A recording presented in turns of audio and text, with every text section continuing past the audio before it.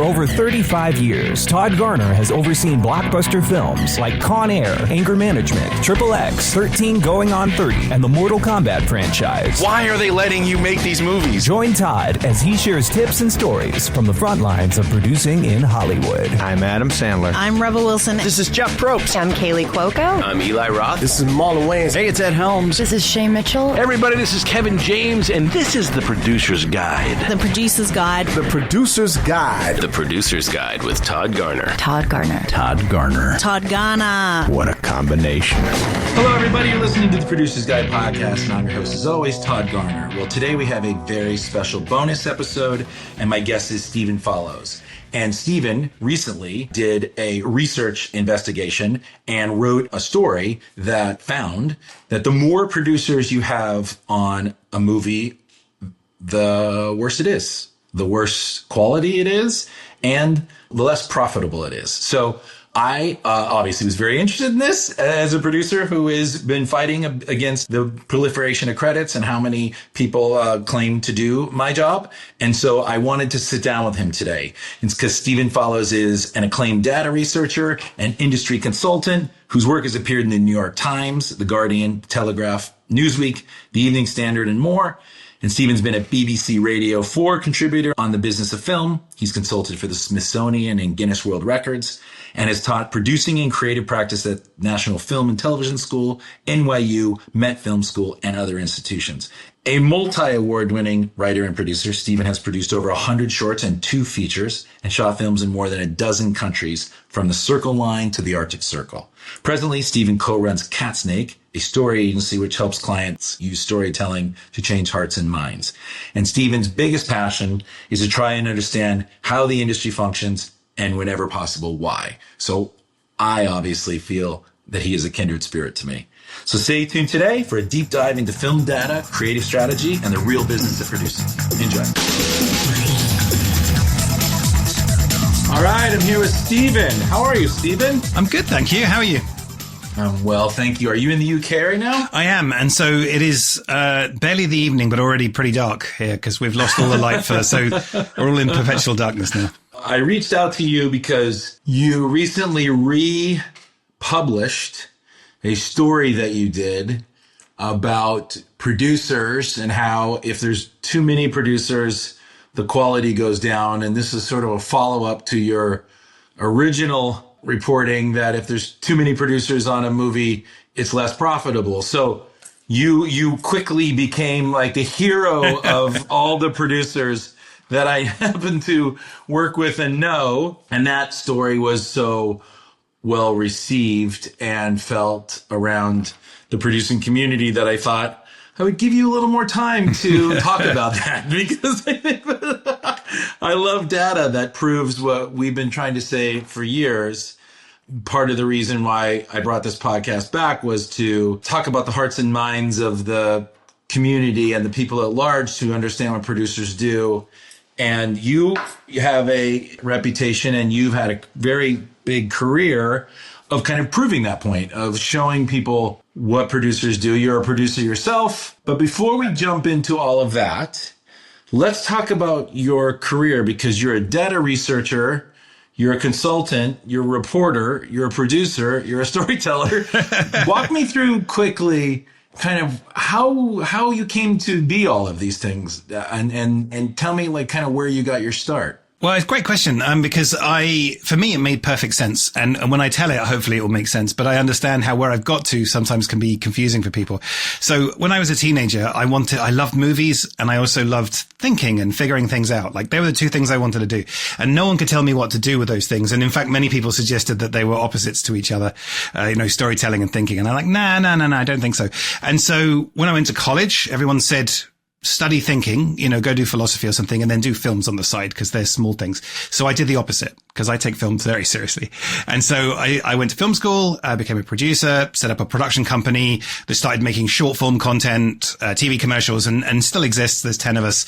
And we make storytelling content for charities where we raise money. We do nationwide adverts and stuff. So that was one part of my journey.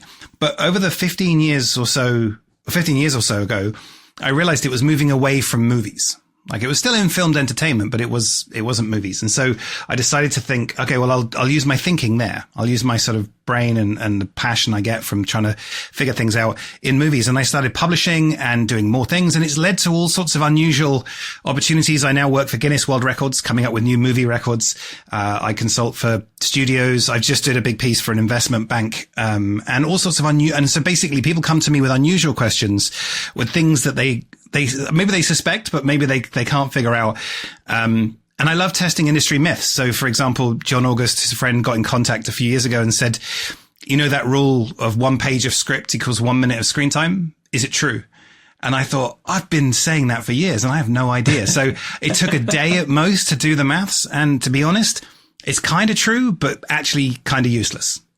In the same way that if you're crossing the road, is there going to be a car? Probably not. But do you have to look left and right every time? Yes. And it's the same thing here. It's about right, but not useful. And so that was an industry myth that I was happy to tell everyone. And I do a lot of teaching, so tell all the students and stuff. But then it turns out not to be true. So since then, I've been very committed. Sorry to interrupt you. I have a quick story about that. One of my favorite screenwriter stories is my friend Scott Rosenberg, who has written quite a few movies. He wrote Con Air for us. He wrote on Armageddon. He wrote General's Daughter. He wrote on the Jumanji franchise. And he was writing in Gone in 60 Seconds. And he wrote half a page of dialogue. And then he wrote, "The chase is on." Exactly. And that was it. And then you give it to the line producer and say, "Can I have a budget, please?" He literally said the director's going to figure all this shit out. And so it's like "the chase is on" was one line. And then my other story about that page length thing was Michael Bay had shown me an early cut at his house of Bad Boys 2. And it's the sequence where the Humvee comes down through the village in South America somewhere, and it's a 15-minute thing of these things blowing houses and tanks and cars and smashing everything. And after 15 minutes, he hits pause and he goes, "On the page, that was a tenth of a page." But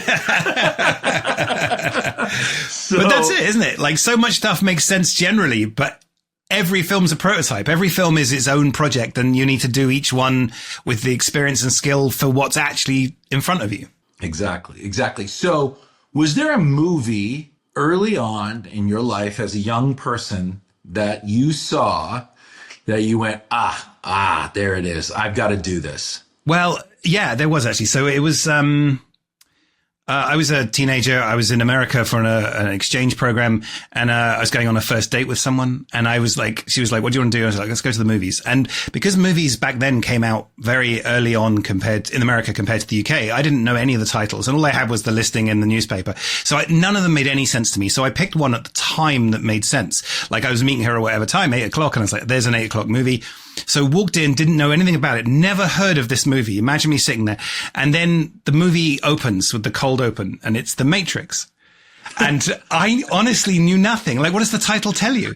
And 2 hours later, I don't know how good I was on the date, because I'd forgotten about her, I think. But that movie, like, can you imagine seeing that cold as a teenager? Wow. In another country? That isn't the seminal only experience, but that is a big one for me, where I'm like, wow, where movies can take you. It's that feeling that you get when you see something like that just transports you out of your date into this story and makes you realize, man, if I could do that for somebody else, wouldn't that? That's it. You got it. Wouldn't that be incredible? And so when you were coming up through the ranks and figuring out filmmaking, did you know what a producer was? Is that the job you wanted, or how did you come about ultimately being a producer? So what happened was, on day one of film school, so I'd never filmed anything, right? So I went to film school in 2001 was the first year. And so I probably could have shot stuff on High 8 or whatever, but hadn't. And I hadn't shot anything. So there's 100 people in this big lecture theater. Day one, hands up who wants to be a director. All the hands go up almost. Hands up who wants to be a cinematographer. Maybe 2/3, maybe a third or so, because there's a lot of it's an art college. Who wants to be a producer? There was this other woman that put her hand up, and I thought, you know what? That sounds like more interesting to me. So I put my hand up, and from then onwards, I had everyone come to me and be like, "Oh, could you produce this?" And I was like, "Yeah, sure. Let me find out what that is first, but I will definitely do it." And so I ended up producing so much stuff. I mean, awful projects because it's college, right? But I just did it through volume, and I learned it. And then after that, when I was out in the real world and I was supplementing my agency income, a company I ran, obviously not making loads of money when you set them up. So I was doing teaching in the evenings, and I used to teach at the Met Film School, the National Film School, and I got sort of into a niche of teaching courses for adults who wanted to come into producing. So they were quite experienced, usually older than me, but they had a life somewhere else, and they wanted to do a 12-week course twice in the evening to learn just the foundations of the industry. And through meeting those people and talking with them twice a week for months on end, I really got to understand more about what is and isn't a producer, as well as the projects I was, shooting myself. And so now that you have done the job for years and you've been a reporter and you've really studied this, what do you consider to be the definition of a good producer? Getting what you want, and then the other person says thank you. And that applies to every element from development all the way through distribution. Well, I've got a slightly more serious answer, but although that is true, I think, keeping the relationships even when you have to make the tough decisions, and jokes aside, no one thanks you because you have to cut the budget so it continues, but every place you cut it will only see the cut, they won't see the benefit. But I think that I realized early on that almost nothing would actually be my fault if it went wrong, but everything was my responsibility. And so it's that responsibility. I think that's what I think of producing, is that you're taking this and you're taking it maybe as a sort of parental figure or as a kind of like authority figure. But you're saying, because we had, there was a car accident coming, no one was killed, but there was a car accident coming on from one of our sets, and I never been in a car accident before, and I wasn't in it. I was in one of the further cars, and I'd had the call from someone, and I went down there and I was basically directing the scene, call the insurance, put those people there, all this sort of stuff. And I had to do a list of what had happened. And I spoke to the production designer who was actually in the car that was hit. And I said to her, right, tell me exactly what happened in what order. This was that evening. And she said, right, so the car hit us. I called you, and then I called the police, and I did it. And I was like, why did you call me first? And she was like, I don't know. I just thought you'd know what to do. And wow. I had no idea, but my job was to know. And so that was my responsibility, even though it was offset. We were driving home, and I never knew anything about it. But that's what a producer does. And what we are trying to do as producers who really do the job is to educate people onto what the job really entails, because a lot has happened in the last few years. And I think you wrote your first article in 2019 about the profitability. On this topic. Yeah, that's right. Yeah. And so I would say that tracks, because around that time, mid 2000s, the degradation of the producing category, the producing job, the producing fees really began. And what's so odd is that from the perspective of the studio and people that are decision makers, we, the career producers, have really felt like we are useless or aren't as useful as we know we are.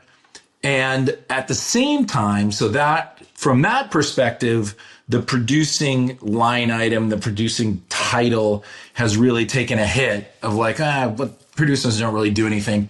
But weirdly, at the same time, everybody wants to be a producer. Mm-hmm. It's so strange. It's like producers don't really do much, or they're just fat cats that chomp on cigars, or they are terrible people. And at the same time, every actor and manager and director and writer wants to have that producing credit. So it's this weird time in the last, I would say, 10 years that really that has exploded. Well, it makes sense, because if you don't really understand the job, you think, I can do that. And if you don't think it has a lot of responsibility, you think, I'll take the credit. Like you don't mind because it doesn't feel meaningful to you. If in the same way that you're never trying to get credited as a plumber, because you get a sense that's a quite complicated, difficult job, that if I was ever called and is there a plumber in the room, I wouldn't be able to help. Whereas I think most people, because they don't understand the complexity of producing in all its flavors and all its scale, they feel confident to say, yeah, I am a producer. So if someone would say, is there a producer in the room? They'd be like, yeah, I could probably do it. So it's two effects of the same thing, the devaluation and the lack of understanding. And what understanding they do have, it's like, we're the boss. Like, that's the best credit to have. And if you have that producer credit, you have more control, you have more power. And Yet the studios, for the most part, and the buyers and the financiers are like, anybody can do that job. I think also is a lot of the other jobs have done a better job at protecting it. Like the writers are a great example. And if you look at before the WGA started to do the work that they do now, you saw and this was what caused them to take action initially way back when, you saw a proliferation of people saying, well, I'm a writer. And some people legitimately thought they were because they wrote 5 lines of dialogue and they feel like they were the important lines. But then there were lots of people who were just like, I'll stick my name on it. And the writers stood up and stood together. And that's now the hardest to sort of get through. And the producers historically, for most of the history of cinema, haven't done that because they're more focused on getting the film made. It's Right. less important. And I think, so yeah, I think that's why I think there's less space to get a vanity credit in other areas. Well, in the Paramount Decree and the unionization effort back when it failed because they claimed that we were the people who were hiring and therefore couldn't be in a union, so we're completely unprotected. It is the only credit you can give away. Mm-hmm. You can't give away a Best Boy credit. You can't give away any other credit. The only credit you can give away is a producer credit, and they do that freely, which leads me segueing into your incredible research of the 2 stories that you did. The first story is, the headline is, the more producers you have, the less profitable your movie is. And the second story was, the more producers you have, the worse the movie is in quality. So what led you to write the first story? And then what led you to write the second story? Well, these are sort of data explorations. So I don't start with an answer. Almost all my work is a genuine question. It's not one of these things where I'm asking a rhetorical question and I know the answer. I'm genuinely interested in the answer. And I publish things sometimes that I don't agree with or I don't like the answer of. That's fine by me. I would say 80-90% of the time I write an article, I have no idea what the answer is going to be. I mean, not when I do the writing, when I do the research. So quite often the best ideas always come from other people rather than myself, but I think of some of the ideas and I think of an area I want to study or a data set I can get access to. And quite often it builds on previous work. And then I'll start looking for correlations and connections. And then usually there's a point where I start to talk to people to try and understand why what I'm seeing is there. You know, is it actually a mirror of something else? Is it like, because causation and correlation are not the same thing? Or have I found something that I've just, it sounds like you and I were both having the same belief, but from different perspectives, parallel lives for a long time. And then it's only with the publication, the reading of the article where we both say, that's what I was saying. And so I'm not really sort of inventing anything. I'm just observing it that existed anyway. And yet I can now provide a new lens on something that we've all kind of known. And so I knew where I started my producing credit research way before that. I've been looking at producer credits for something like 10 years or so. I started to have a look at what were full just producer credits. And then obviously you've got exec and associate, all of the long list that we could go down as well. And I knew that they were proliferating. I knew that there were more of them. And certainly within some, like exec producer credits growing.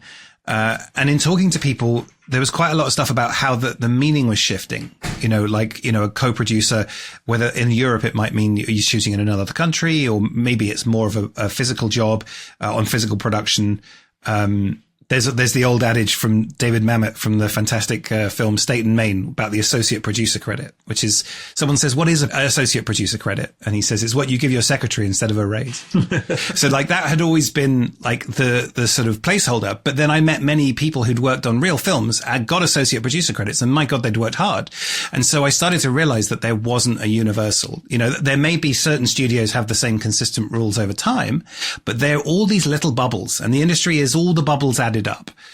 And so I've always thought it's interesting to study. And then I think it was actually a piece of work I did around Nicolas Cage films. There was a strong correlation between the number of producers on Nicolas Cage films and how good the films are. And it reflects, I have no inside knowledge about him, and he's just one example. He's not the only person like this, but he went through a period of making films that were for the films. And then there's a period where you have to make them to be a worker to earn money for various personal reasons. And then you get free of that and you can choose to make more conscious choices, right? That's fine. We all do that. We've all got to pay our rent. Might be one house for some people and a few more for him, but it's the same deal, right? We're workers.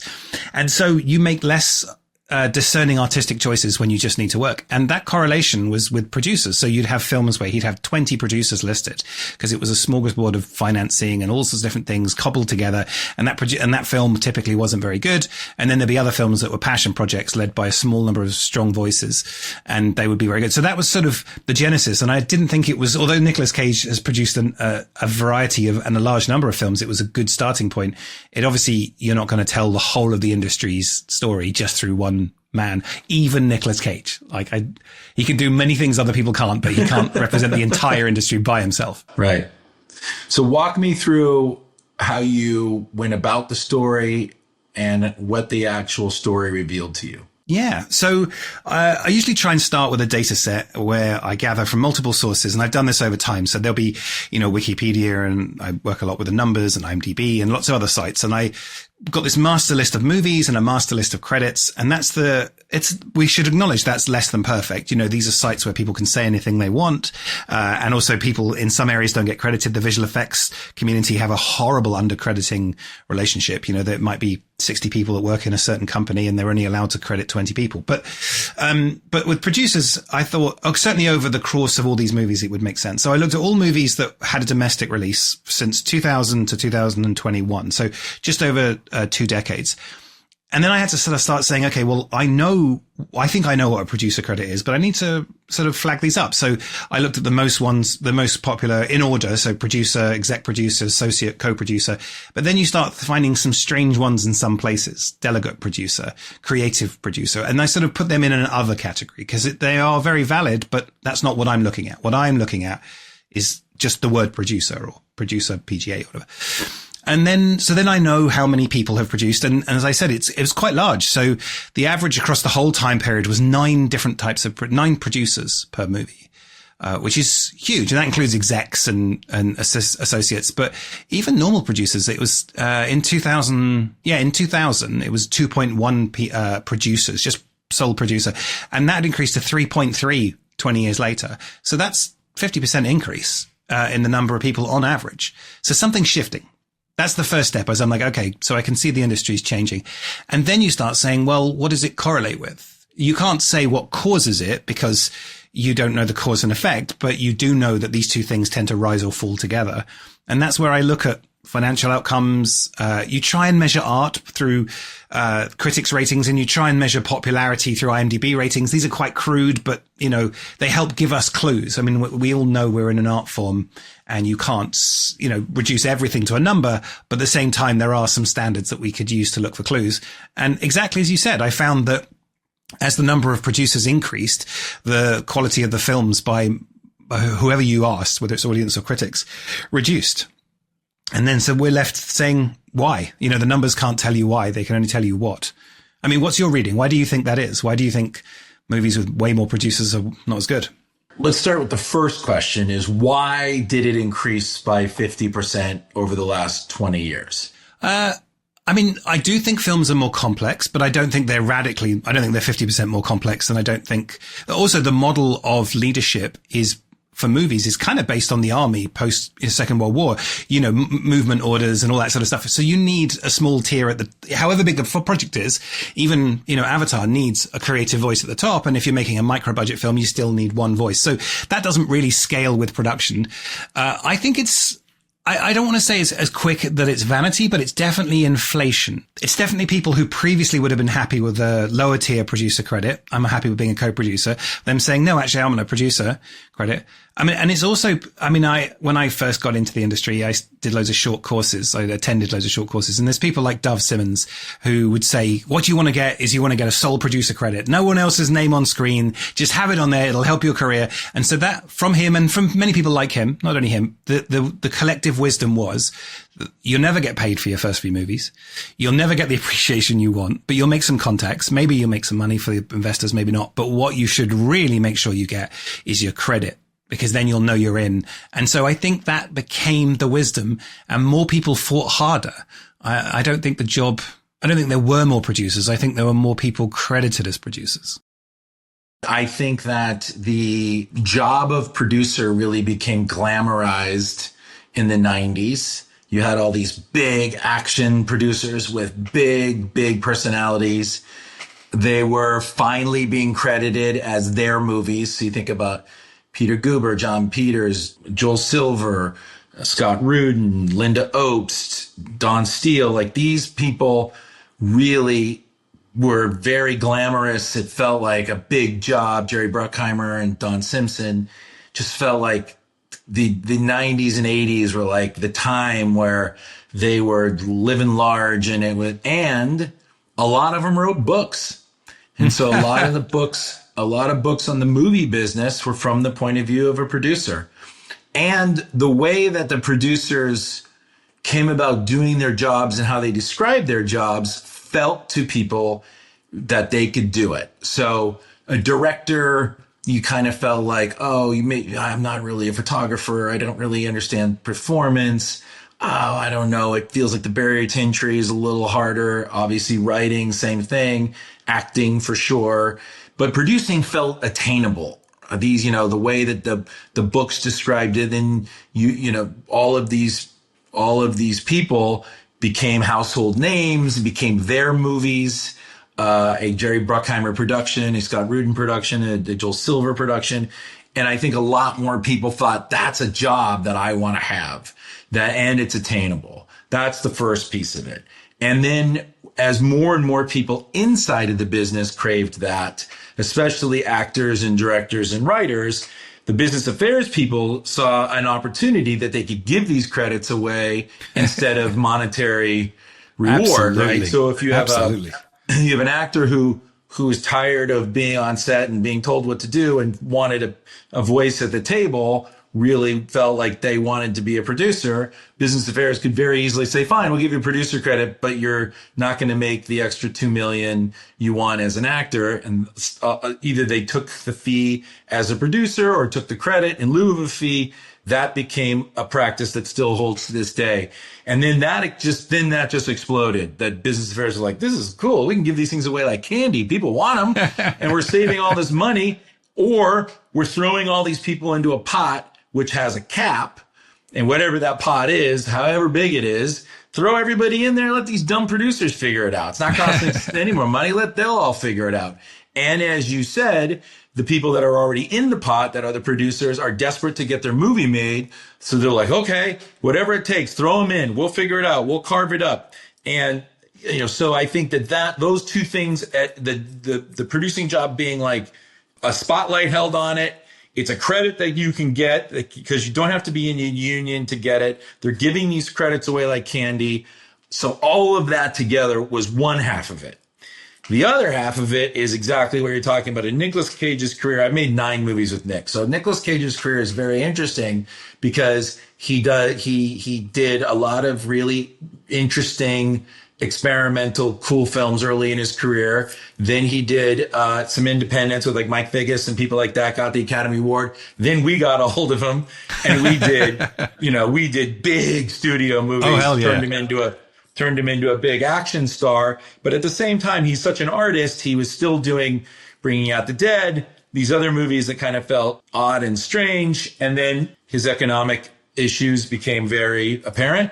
And he had, like you said, and what an amazing human that he didn't declare bankruptcy and tell his creditors to go fuck themselves. He said, I'm going to pay each one of them back. I'm going to do a lot of these movies. And then he got into those guys that aren't producers, that are just bullshit artists. And those guys just paid him $1 million to show up for a couple days. And those guys, those independent schlockfest motherfuckers, are the people that have ruined it because they will give away, to give them their full title. Yeah. They will give away credits like candy. They're the worst. They're like, give me some money. I'll put your daughter in a movie, whatever it takes. Here it is. I'll give a credit away. And so there's so many, 59, 60 quote unquote producer credits on these movies that's the other half of it. Now, there are independent movies that are great and people are legit and they do it. I'm not talking about that. Those also have a lot of producers on it because, like you said, sometimes these movies are hard to get made. In fact, one of the comments on your early story that you did was somebody who had made a movie with Paul Greengrass. And it's like, man, we had to really bring a lot of different investors in. This was a very expensive movie at the time. And we were forced to bring a lot of people in. And the people that give the money want to see their name on screen. And what else credit are we going to give them? Like, hey, this dude gave a lot of money by? I mean, it has to be something. So they give them these credits. So it's like 3 buckets, right? So it's like the studio bucket that a lot of people wanted that job to be the quote unquote boss, or really wanted to do the job. Like they legitimately wanted to be a producer. Those credits got taken. And because there are a lot of great ones, just Margot Robbie and Ryan Reynolds, just people that really, Dwayne Johnson, they really do the job. They're in there doing the job. They wanted to be producers on their projects because they wanted to steer their careers more in the direction that they wanted. Adam Sandler, I mean, there's a million of them. And they're absolutely legitimate, but it obviously makes more producer credits. And then you have the second bucket, which is the schlocks. And then third bucket, which is legitimate independent film, which is just really hard to get made. And there's no other credit to give away but the credit. And so I would think that the first piece, the profitability piece, tracks, because the bigger the movie, for example, a Marvel movie, yes, it has a lot of different kinds of producers, but really it's like Kevin Feige and the line producer, right? Those are the 2 main producers. I would say realistically, a movie only needs 2 producers to make. I mean, in terms of practicality, a really good creative producer, that is the person that's going to be involved in the entire process from the idea iteration all the way through post. And that person is responsible for keeping track of the overlying vision, the protector of the vision of the movie. And you need a really solid line producer that knows all the ins and outs of making the day work. That's really the only 2 people you need. Granted, I think you mentioned in your story, you liked having partners. Me too. I mean, I like other people around to bounce ideas off of. I'm not saying the movie will be better with only one person. There's amazing producing partners, you know, Marty Bowen and Whit Godfrey, and back in the day, Jerry and Don Simpson. There's lots of them. But practically, you really only need 2. And so any number above 2 has got to be completely warranted, voluntary, and in my opinion, should be the sole discretion of the lead producer of the movie. I mean, there's no one as strong as WGA to have done this yet, but there is a place, which we know well, which has grappled with this, which is the Academy. Right. You know, they had the problem where too many people were flooding the stage. They're seeing all of these credits. And so their rules, I believe, correct me if I'm wrong, but there's a maximum of 3 producers and it has to be producer. You're not going to get an exec producer. But what's interesting is that the Academy actually falls foul, in my opinion, of the other thing we were talking about at the top, which is that there isn't a producing award. It's called Best Picture. Now, it is the producing award, but it's another example that the producers aren't personally thanked. Right. They're named, sure, and I'm not claiming victimhood here, but that's the one at the end where everyone comes and we all won, the film won. But the director won that other award, the writer won that other award, the actor and the supporting actor won that one, all the crew. And so there's I think the Academy have definitely got it right to say 3 and to say you have to tell me who those 3 are. And there's only exceptions in rare cases. But I do think that they perhaps Best Picture is not synonymous with Best Producer. I think those rules are slightly changing. I'm hearing, I don't know the specifics, but yes, the Academy definitely wrestles with it. And again, I think also the producer getting the Best Picture award also leads to why more people wanted to be producers, because they want to be up on stage for the Best Picture award. And so I also think the Academy wrestles with it. And again, it's tracks in the last 20 years, because that's where the real shift of the Academy Award, and it's completely started with Miramax, where that really shifted towards more independent movies getting that award. It used to be, before Miramax, it was a mix of just big and small movies. Miramax really cemented that campaign to where those smaller independent movies are really dominating the Academy Awards and pretty much continue to dominate them to this point. And because they're independent, they have more producers because it's harder to get made and more people had to invest and there's more companies involved. And therefore you have that 30 people standing on stage that got the movie made, but they have to make a determination of who actually, quote unquote, produced the movie. Yeah. And so I think that those things all intermixing of more people wanting the credit and the credit so easily gave away created a system where there are, quote unquote, more producers. What, in your opinion, is the reason why movies are not as good and less profitable? There's more producers. And then ultimately, what do you think can be done about it? It's what you said. I think there is a flood at the bottom of the, good films, whatever we want to call good, but let's just call, imagine what we think of as good films are probably ones that have a strong creative voice in some way. And producing as a creative voice as well, the top producers you named, you can identify what those films are, sometimes across the directors they've worked with. And so that tends to be a small number of quite, powerful people or at least very focused people. At the other end, if you've got a film that's coming together from lots of different sources, from lots of different things, it's much more likely to be fragmented. It's not likely to have a strong script. I mean, it still could. Obviously, neither of us are saying that it's impossible. It's just what we're seeing across everything. And it's just more likely to be fragmented and made for different reasons and be one of these things that is, well, we shot in Monaco because of the tax credit. We hired this person because their father has got the money. Whatever that might be. And there is I see the hard work and the really, tenaciousness of those people. I would argue that's a different job to what you're talking about, creative producing, in authoring a project, pushing it forward in the heart of the industry. That, although they're both all called producers, I think the person that does that is a different kind of skill set than the person who's hustling, who's always looking for another dollar somewhere else. And we might have views on which we think is a more legitimate job, but fundamentally everyone, as long as they're acting ethically and legally, they're doing things, but they're not doing the same thing. And I think that's really interesting to me. I've got friends who have got producer credits in the hundreds, probably more likely exec producer credits than producers, but what they think of as producing is fundamentally different to what you're talking about. Mm-hmm. And I think that the lack of any kind of incentive not to just do whatever's in your interest in the immediate short term to get this particular project made has produced uncertainty and wild behavior, which is, as I said, the opposite that you see with writers, because the writers have got such a clear mandate, union, they stand together. And so it proves that if you want something in probably any business, but certainly our business, you've got to say what you want. You've got to get people around you and you've got to hold the line, whatever you are. And producers just haven't done that because they've been thinking about the project. And so producer it doesn't mean anything across all job or all different areas. I mean, we don't have to even talk about TV, where a producer is an entirely different thing to a movie producer, both legitimate but different. I don't think you have that with actors in TV and movies. Like, there's TV actors, movie actors, but it's the same job, same skill set. Yeah. So I think there's that. And so I think it is fundamentally, there's more, it's like a swimming pool. It's noisier at the shallow end.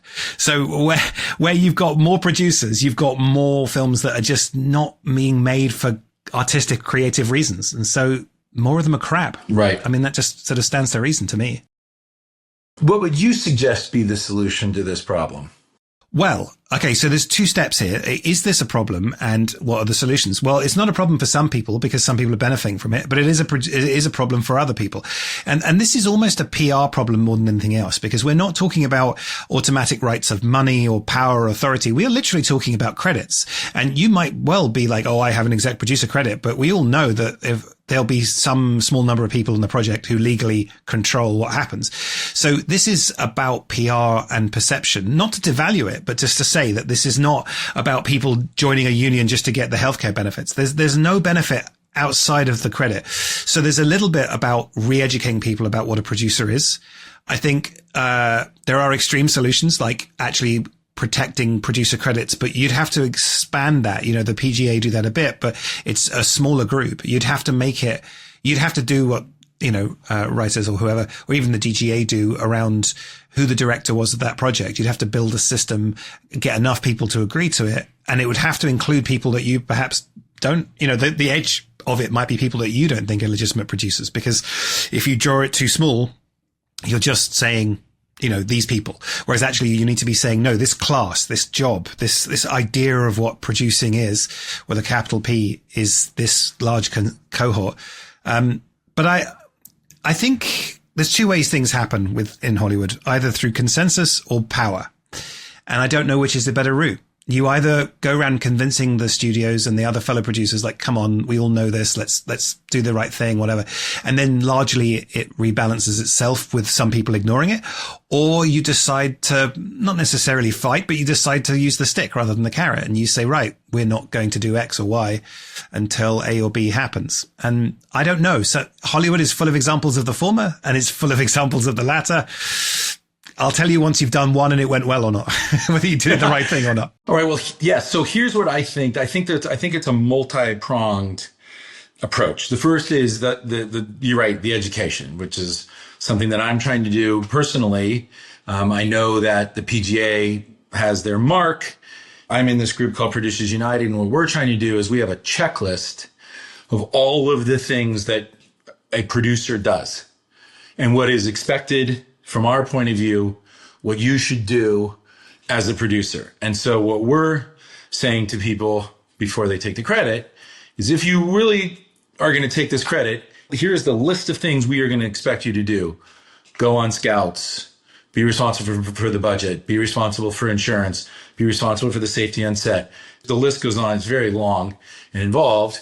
And so we say to our partners, the people that want to partner with us, are you prepared to do all these things? If you're not, if you are, then great. Then let's do it together and let's lock arms and do the job. I mean, if you're a director, you're expected to show up every day and direct the actors. Like you don't get to like pop in and pop out like I'm a director, but I won't be there for any. So if you're going to take the credit, we want you to, the big P credit, we want you to partner with us in a responsible way. I would think that the studios, the buyers, the financiers would also want that. If you're giving somebody a credit, if you're saying to somebody, hey, you're going to be the caterer, hey, you know what? First thing, could you show up every day and cook the food for everybody? It's just a list of things you expect for every job. So we have this list now that we've given to our lawyers, we've given to the studios, and we say to them, fine, you want to partner and be a producer, then you're expected to do these things. That's the first thing. So educating people on what the job is the first piece of it. The second piece of it is, like you said, what we would like to do is really make the EP credit a real thing, and with a clear definition of what an EP credit is you're an executive producer. Maybe you're an executive at a production company. Maybe you're a writer who had the rights and shepherded this thing through development. Maybe you're someone who gave up money. Then really make that a catch-all for people that were helpful in getting the movie made, but aren't responsible for the producing of the movie in the classic sense. And so by doing that, by making that credit, more defined, then you're not throwing everybody into that credit. You're throwing those people in who are on the outer sphere of the universe that helps get the movie made. Then that should be a legitimate credit and be worth something. And then the big P credit will be even more clearly defined and even worth more, because one of the problems with the PGA mark at the PGA is that it actually incentivizes lawyers and other people to just give everybody a credit because the PGA will sort it out. So it actually has a weird, sometimes a reverse effect where more people are given the producer credit because the PGA mark will be sorted out. That just puts a tremendous strain on the PGA to sort every one of these movies out. And of course, then everybody appeals because everybody's like, well, I'm a producer on the movie. If there was a more clearly defined, more rigorously defined job description of what a producer does, then that credit would be more easily, defendable. What's your view on the associate producer credits? Again, you have to really, because I had Stacey Scher on, which will air in a little bit, and she was given a co-producer credit on her early movies, and she was at Jersey Films. So again, like you said, the definition has got all wonky. There's co-producer, associate producer. Nobody can really define what the hell that is in features anymore. Everything has kind of been just lumped into EP credits now. Again, I think you're right that associate producers and co-producers are really reserved for younger people that are getting the training, which isn't even happening on movies anymore necessarily. So this is what the first piece of it is, clearly defining what those jobs are, clearly defining what an EP is, and really clearly defining what a producer is. Because there are so many different factions and chunks of work. There is the development, there's production, and there's post-production. And so there are people that were like, well, I helped develop the script, therefore I should get a producer credit, as opposed to the person who goes all the way through. Someone may come in just during production and be like, well, I was there on set, I should get a producer credit. And we have to clearly define that if you're going to get that big P credit, you should be all the way through, or at least be the lead producer that is responsible for those things all the way through. That's key, isn't it? I think if you're advertising and educating people, the unattractive parts of getting a full big P producer credit, you know, turning up, time commitment, legal responsibility, whatever it might be, I think you'll find more people go, no, actually, can I just have an exec? Can I just have the credit? I don't want any of the extra work or responsibility. Yes. That's good. So it's almost like making your job seem less attractive by sharing more of the reality of what's, I mean, when you see things go wrong on productions, they collapse or someone gets hurt or something like that, and then suddenly there are actors who are also full producers. They don't want to be producers anymore. And maybe they were producing, maybe they weren't. If they knew up front they were more responsible, they might have been happier with an exec and just sit back in the trailer. Well, the exact quote was, I was a producer, but I didn't have any responsibility for any of those things. But you do. So yes, in their definition, they didn't, and their expectation, they didn't. But in reality, you should. That's not to say that every producer, you know, must be there every day on set. As long as you are responsible for everything and you are overseeing everything and you have oversight on everything, yes, there's always going to be, you know, exceptions to the rule. But for the most part, what we define it as, you're there every step of the way. You're responsible in every possible way. And yes, I don't want to say that it should be less attractive, but it should attract the right people as opposed to everybody. And so if we can more clearly define what we do and get the people that really are passionate about doing that job, a lot of things will happen. Number one, the people that really want to do the job will do it. Hopefully they'll be trained better. Hopefully they'll be better at it. And then there's, you know, all like, you know, high tide raises all ships. If more good people that just want to do that job, or if you're an actor or a director and you also want to do that job correctly, that's great. That tide will rise, and that will make people think the producing job is more valuable, and the more valuable people will be doing the job. And you'll realize that that's a real job and it actually is beneficial, as you have found out through your data. When you have a small group of really talented people doing it, you'll have more profit and you'll have a better movie. What it makes me think of is that I don't have kids, but my sisters do. I am a really good, cool uncle. I took them to Disneyland recently. They're staying over at Christmas, but I give them back. And I get to be I'm taking them ice skating, and then I'm going to go for dinner with my partner by ourselves, and it's going to be quieter. Parents don't get to do that. And I respect that. And at no point do I confuse myself with being those kids' parents. Despite loving the kids, being responsible, I'm a cool uncle. An exec producer is a cool uncle. It is not a parent. Exactly. And I would really love it to be as valuable and as cool as a cool uncle definition. Everybody is gunning for the big P producer credit, and it is just creating a lot of problems. And also part of it, in terms of the other side of it, in the degradation of the credit, is, there are bad actors.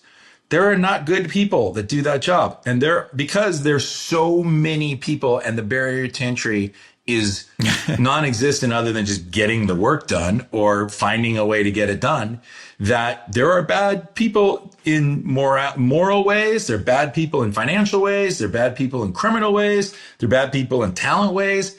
And I understand that because there's so many people that have been flooded into the credit, that there is a strong feeling that not all producers are great. In fact, a majority of them, or a high percentage of them, aren't great. But that then degrades the entire industry for what we do.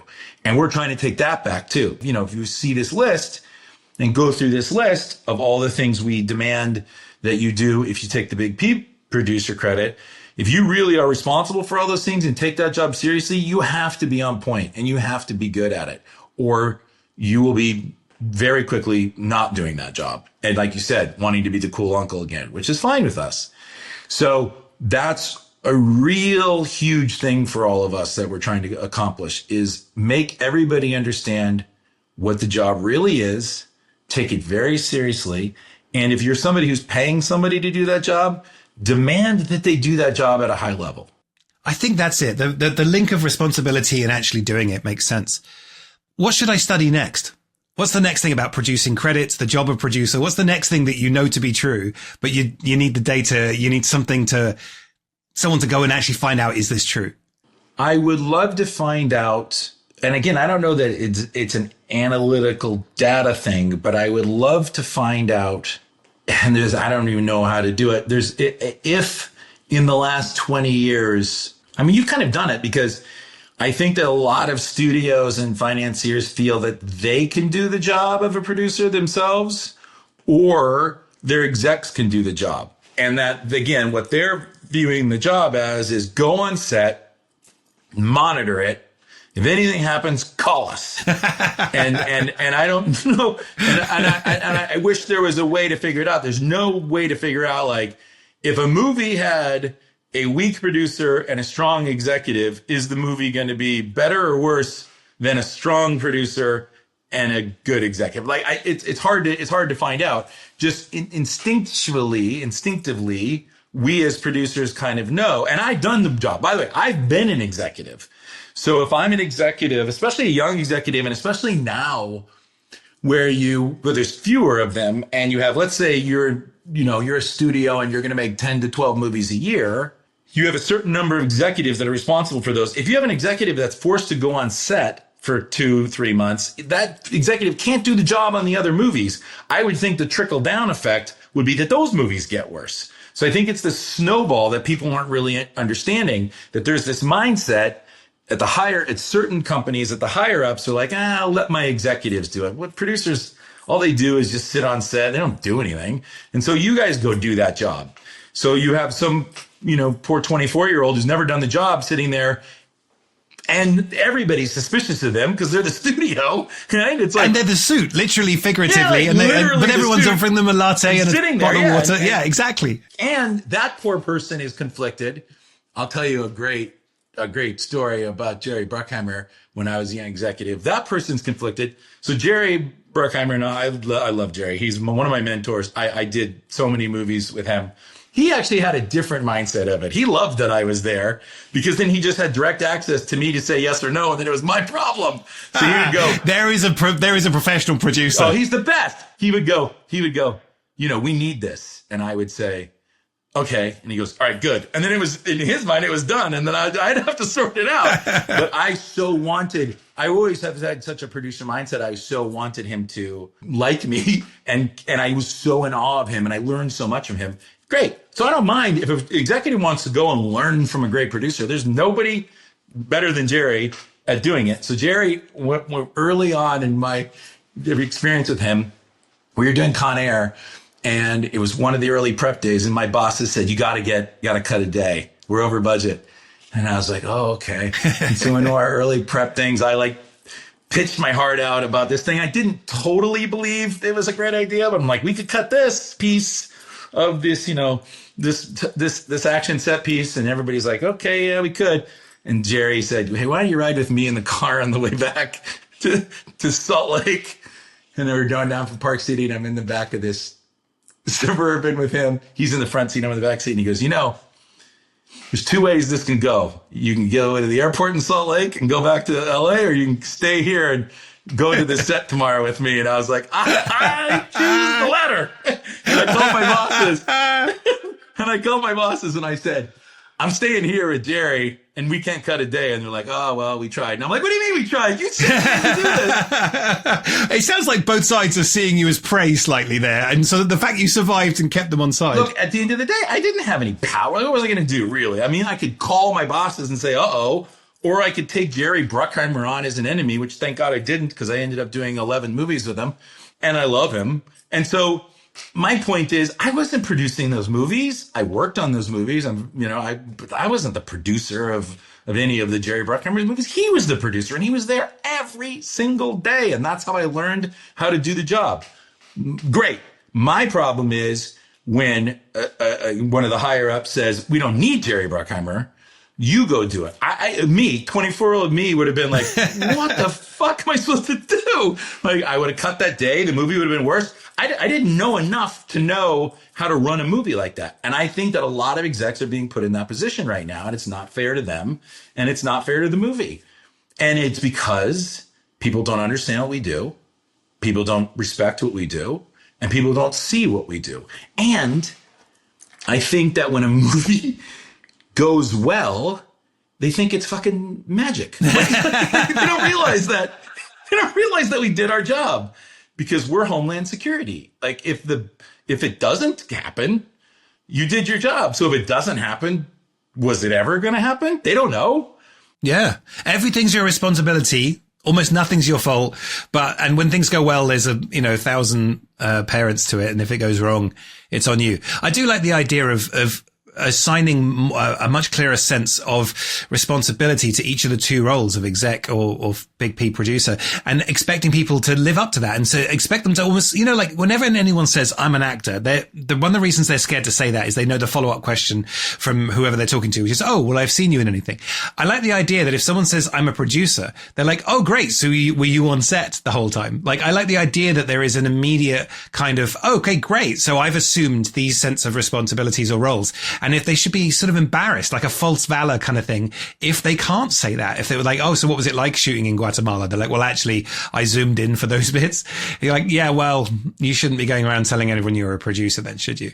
And since we're talking about this producer's checklist, if you'll just indulge me for a second, I'll just rattle off several of the things that we require when someone says they want to be a producer on a movie. This is what career producers do. This is not the entire list, but it is a good portion of it. So anybody that wants to partner with us as a producer, we expect them to do these responsibilities with us.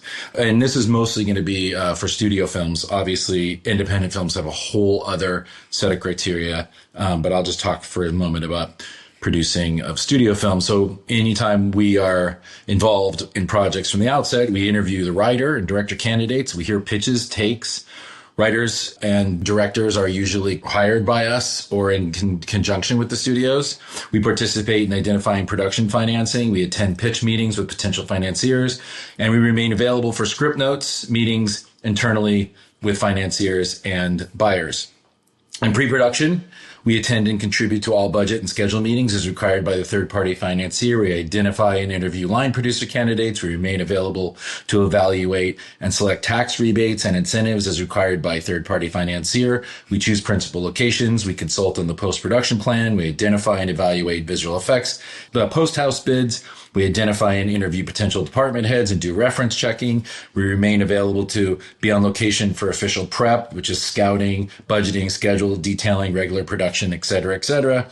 We watch all casting tapes. We manage communication between the producing team, casting director, and studio regarding the casting choices. We sign the budget and we share budgetary responsibility. When we're in production, we do a lot more than this, but some of the things we do is we liaise between filmmakers and the studio financier on all pertinent creative notes, disseminating any pertinent information to director and department heads. We communicate important issues or questions that arise on set, both creatively and financially, to the studio or financier. We manage talent needs during production, including scheduling issues, travel, living details, creative concerns, etc. We assess, supervise, and report on ongoing budgeting, scheduling, and cost reporting to the studio or financier. We ensure production conforms to certain specifications, including runtime, MPA rating, budget, and schedule. We attend meetings before, during, and after shooting days to respond to emergencies and solve schedule, creative, and budgetary problems as the need arises. And then in post-production, we supervise post-production, communicating between post-production and the studio financier on editorial, visual effects, score, source music, etc. We identify and hire the editor, music supervisor, and composer. We ensure production conforms to post-production schedules and budget. We remain available to attend editing sessions per the director's needs and post-director's cut period. We are available to attend and participate in any and all test screenings. We approve final mix and visual effects. Then in marketing and distribution, we attend required planning meetings. We review and sign off on all marketing materials. We ensure and deliver talent attendance and participation for all required marketing and publicity needs. The list goes on and on and on and on of things that we think, it's basically things we know that we are responsible for doing. And so if you're going to do the job, we want to define it and say, okay, here's the job. Do this job with us and you should get the credit if you're doing those things. I think by helping to define this on both sides, especially on the buyer studio side, hopefully we can start people to understand, why are we giving all these credits away? Yeah. Why are we having so many producers on the movie that aren't doing the producing job, right? You said it perfectly.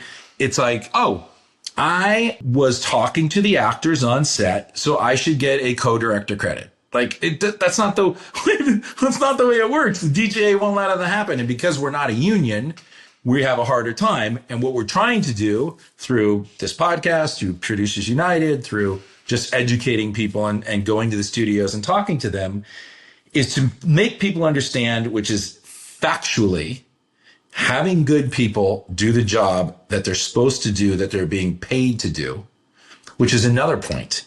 The other point is, which very odd to me, is if you have people that are quote unquote producing the movie, but are in an office somewhere doing something else, like they're a manager, you're being paid a salary to do that job and you're not doing the job. I can't think of another job. Like even if you worked at Starbucks, you don't also get to drive Uber during your shift. Like you're being paid to do the job. Not to say that producers don't do multiple things at once and somebody can be, taking Zooms and doing things while they're on set. But what's odd to me is paying someone a salary to not do a job. So what we're trying to do is get everybody on the same page so that A, you'll want to take the credit if you do the job. B, you'll understand what the job is even if you want the credit. If you're going to take the credit, do the job. And if you're paying for somebody to do the job, pay them to do the job. They should be doing the job you're paying them for. And what do you think is the biggest barrier or friction you're going to face in trying to get this to happen? I just think it's so entrenched and it's been going on for so long without people really doing anything about it that it's a very big ship to try to turn around. It's going to be turned around slowly. So many agents encourage their clients to start their own production companies and kind of, I want to say, take the kind of destiny of their own careers, but that's not even really true. Like if you're an A-level actor, you have the most power on the set. So it's not a power thing. And if you want to develop projects, people will buy them for you. You don't have to be a producer. So I think that it's just sort of become entrenched because of what we talked about before, the academy, the film, a production by the idea that the producer's the boss, that's been entrenched from the agent and management side. I think managers take credits because they want to be close to their clients and they want to quote unquote protect their clients. If you have good producers, that shouldn't be an issue, but I could see that that's the reason why. I think that business affairs and from the studio side, it's been no skin off their nose. Who cares? They give them a credit and the other producers have to pay for it. So A, it doesn't cost you anything. B, they seem to like it. And C, who cares if there's 40 producer credits on your movie? What do you care? You'll limit your space and say, hey, everybody's got to share cards, whatever. So I think all those things together, the only people that have really been like, hey, whoa, are the people who do it at a high level on a day-to-day basis. You're like, whoa, wait a second. We've got a lot of people on the football pitch and there's only supposed to be 11 good players and there's like 40 people and the other 29 aren't doing much. They're sort of running around getting in our way. Yeah, I was about to say that it's not even just that they're not doing much. It doesn't really help the game, does it? It doesn't help the game, but hey, they're happy and they get to tell their mom, hey, watch tonight. I'll be on the pitch. So if you were to give advice to any young people coming up right now and who wanted to get into this business as you were coming up through the ranks, what advice will you give them now? Because you've seen it kind of from all sides, right? You've seen it from the research side, from the writer side, as a reporter and as a journalist, and also as a hands-on producer. What advice would you give them?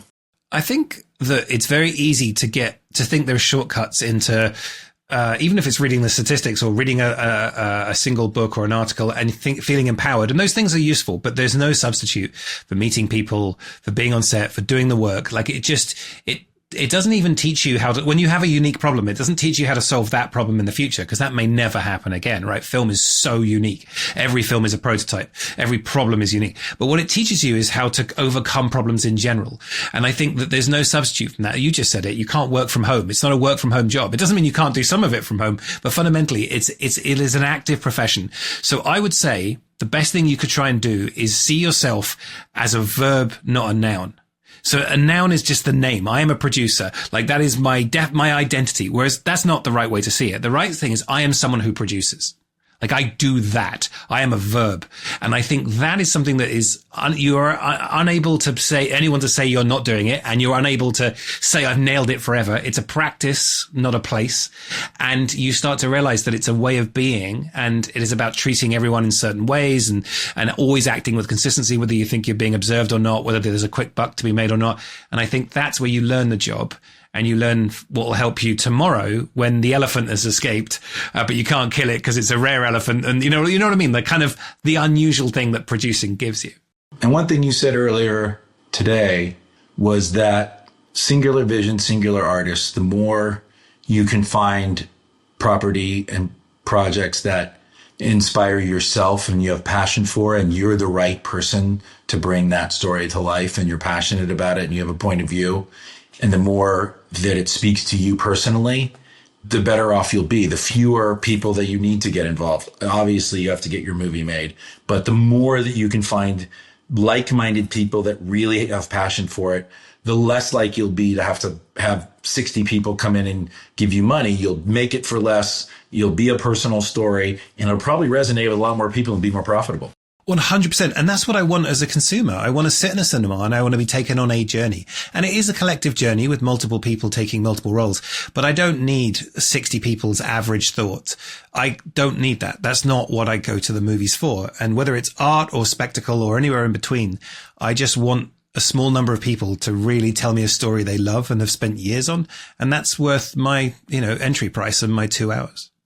Well, Stephen, thank you so much for your time and your expertise and your thoughtfulness. You are a true hero to all producers out there.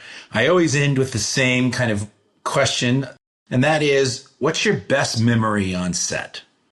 I've had these sort of not out of body experiences, but these moments where I'm not needed to do anything because everything's working, which isn't very often, but everything's working, right? And you're sitting there by the monitor and suddenly you're in awe of the people around you. You're like, I can't believe, and you see the amount of effort the costume designer does just on the final checks on that little thing that you think no one will care about, but he or she loves that thing. And then the director has this, and then you see something in the actor's eyes and they're like, well, I'm going to try something. And you just can't believe you get to be here. And I've had that sort of, as I said, not really out of body, but like these little flashes. They don't last long because usually someone runs up to you and says there's a problem. The elephant's escaped. But like in those moments before the elephant gets out or you hear about it, you just get to feel, I can't believe I get to work with so many people who love what they do for a living. And we're all going in the same direction. There's nothing like it in the world. Excellent, man. Well, thank you so much. Please keep doing what you're doing. You're doing the Lord's work for us. And anyone should send me questions. Anyone, you guys, anyone else, StephenFollows.com. I will investigate anything. I can't promise I can find anything out, but I will definitely, and the weirder, stranger, the thing you don't know how I'm going to do it, come to me, because that's my joy. That's my passion. Thanks for tuning in for this episode of The Producer's Guide. If you're a fan of this podcast, make sure to rate, review, subscribe, and share with your friends and family. And if you got any questions about producing, send me a DM on X at Todd_Garner. I want to thank my producer, Steve Delamater. And until next week, I'm Todd Garner. See you then.